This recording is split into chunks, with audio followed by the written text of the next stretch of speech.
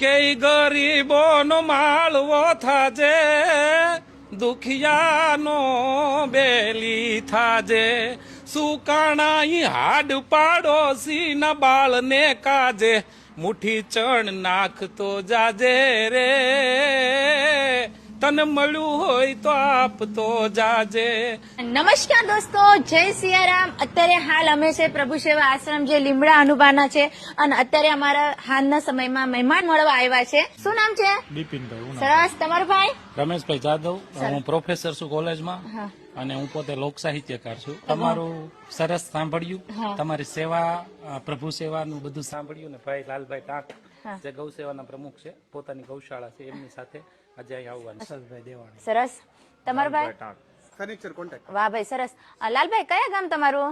અમરેલી. તમારું ભાઈ? અમરેલી. તમને કેમ રીતે ખબર પડી ગયા કે આપણે મુલાકાત થઈ જ જાય છે આજે?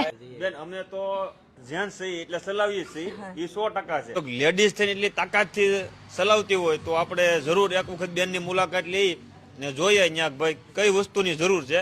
હર્ષદભાઈ છે, એ અમારી ગૌશાળાની અંદર જે અમારે વસ્તુ ઘટતી હોય એ એની ટાઈમ પહોંચાડી દે છે. એને મને આજ વાત કરી કે લાલભાઈ, હજી મારી કઈક ઈચ્છા છે. મેં કીધું હાલો આપણે બેન ની મુલાકાત લઈ. વાહ, બહુ સરસ. હું કહેશો પ્રભુજી વિશે, અને અહીંયા આવીને કેવું લાગ્યું તમને? બહુ જબરદસ્ત લાગ્યો છે. અહીંયા આવીને પહેલાથી તમારું નામ સાંભળ્યું છે, અમે તમારા વિડીયો પણ જોતા હોઈએ અમે. બહુ ખુશી થઈ ગઈ.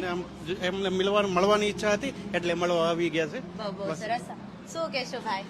મને અહીંયા આવ્યા પછી અને આ બધી વ્યવસ્થા તમારી જોયા પછી મને એક કડી યાદ આવે છે. મેં શરૂઆત કરું કે ગરીબોનો માળવો થાજે, દુખિયાનો બેલી થાજે, સુકાણા હાડ પાડોશી ના બાળને કાજે, મુઠ્ઠી ચણ નાખતો જાજે રે, તને મળ્યું હોય તો આપતો જાજે.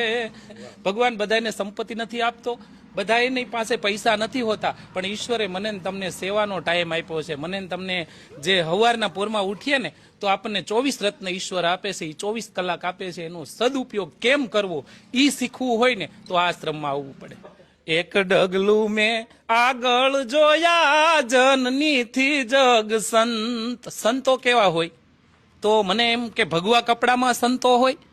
અત્યાર સુધી એમ હતું કે આ ભગવા કપડા જેને પહેર્યા હોય અને આમ દાઢી બાઢી હોય ને વાળ હોય ને જટા હોય ને એવા સંતો હોય. તો પણ અહીંયા આવ્યા પછી મને એમ ખબર પડી કે સાદા કપડામાં સંત હોય, અને આ બેનની સામે જોઈએ એટલે ખબર પડે. એટલે મને કડી યાદ આવે. એક ડગલું મેં આગળ જોયા, જનનીથી જગ સંત. સંતો છે એ જનેતા કરતા, આપણી પોતાની માતા કરતા એક ડગલું આગળ છે. કેવી રીતે? કે માં હુડાવે ને સંત જગાડે. પોતાના બાળકને માં હુડાવી દે. સંત છે એ માયા અને મોહની નિંદ્રામાંથી જગાડી નાખે. અરે માં હુડાવે ને સંત જગાડે. જગાડે નહીં પણ પાછા ભેળવી દે ભગવંત. સંતોનો સ્વભાવ છે એવો, જનેતાની ગોદના જેવો. બહુ સરસ, બહુ સરસ ગાયું છે ભાઈ. હૃદયો ભરીને આવે તમારા ગીત સાંભળી. તમારો કંઠ એવો સુરીલો છે, બહુ સરસ છે કે સાંભળતો રહ્યું એવું લાગે છે મને ઈચ્છા. અને જો તમારું આવાજ સાંભળીને અમારા બધા પ્રભુજી શાંત થઈ ગયા છે. અને બહુ સરસ. આજે અમારા નાનુકડા પ્રભુ સેવા આશ્રમમાં આજે પ્રભુજીની મુલાકાત માટે આવ્યા છે. અમે બહુ ખુશી, બહુ ધન્યવાદ. હું આપને કહી દઉં કે તમે જે કીધું, તમે વચ્ચે હમણાં બોલ્યા કે અમારો નાનકડો આશ્રમ, તમારો આ નાનકડો આશ્રમ નથી, તમારી આ મોટામાં મોટી દુનિયા છે. એ તો વાત સાચી છે. ખીલીને ખુખારા દિયા પરસું નહીં પતરી, સજન તું ગણજો અસાંજી સંપત અતરી.